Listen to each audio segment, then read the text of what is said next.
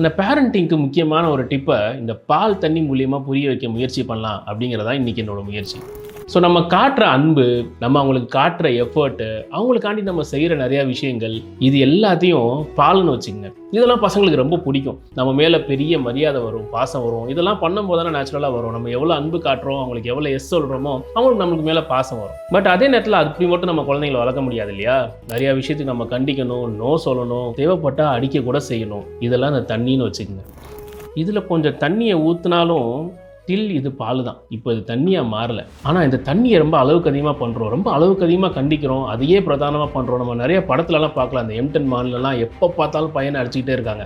அப்போ இந்த தண்ணி தான் அதிகமாக இருக்குன்னா இதில் கொஞ்சோண்டு பால் எடுத்து கலந்தாலும் இது தண்ணியாக தான் இருக்கும். ஒரு பேரண்ட்டாக உங்கள் குழந்தையோட மனசில் நீங்கள் பாலாக இருக்க போகிறீங்களா, இல்லை தண்ணியாக இருக்க போகிறீங்களா, இல்லை ரெண்டும் கரெக்டான அளவில் கலந்து இருக்க போகிறீங்களா அப்படிங்கிறது உங்கள் கையில் தான் இருக்குது.